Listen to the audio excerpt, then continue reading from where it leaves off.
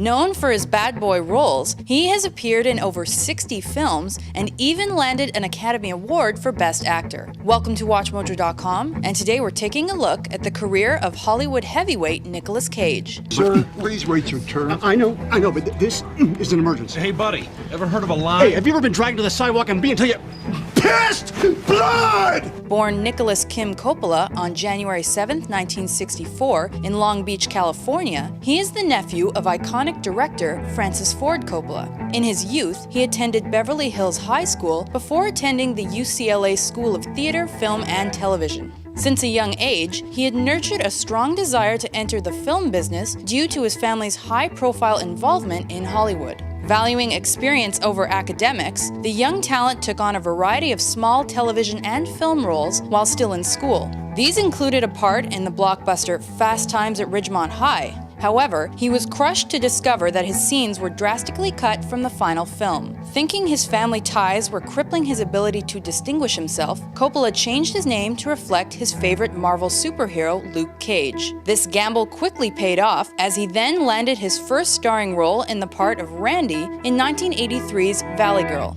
I kind of thought that maybe you and I could, We could what? we could get out of here.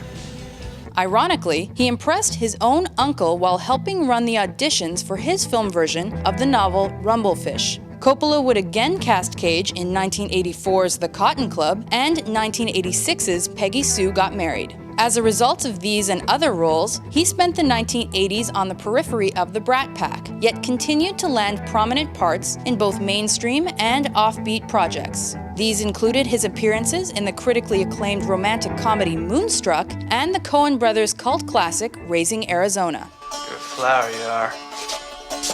Just a little desert flower. Let me know how those come out.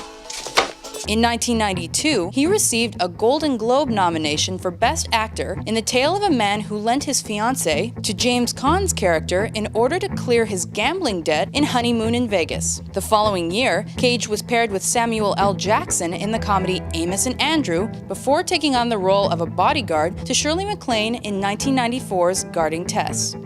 I'm a Secret Service agent, Mrs. Carlisle, not a caddy. You want that ball?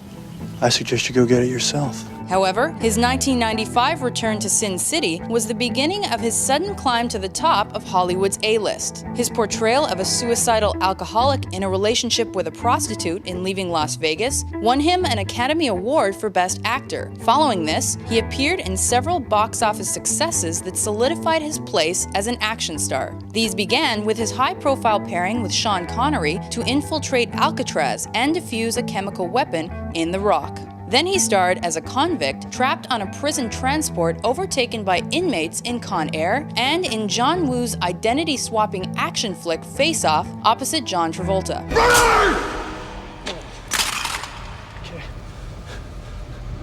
Okay. Police, man, don't shoot me. Cage rounded out the 90s by playing an angel in the romantic drama City of Angels, a cop in Snake Eyes, and a private investigator in 8mm. Throughout the 2000s, Cage continued to take on high-profile projects. These included the action flick Gone in 60 Seconds, the holiday classic The Family Man, and the critically acclaimed projects Adaptation and Matchstick Men. Following his streak of hits, Cage found himself attached to several high-profile critical failures. These letdowns included the comic book adaptation Ghost Rider, Next, a film about a man who can see the future, Bangkok Dangerous, in which he portrayed a hitman, and finally the disaster film Knowing. Despite this, his films continued to bring the film studios wads of cash, and he had maintained his position among fans with 2 entertaining romps to find America's national treasure, and as an unconventional superhero Big Daddy in 2010's Kick-Ass. He followed up that role by starring in the fantasy adventure The Sorcerer's Apprentice, and in the 2011 psychological film Drive Angry.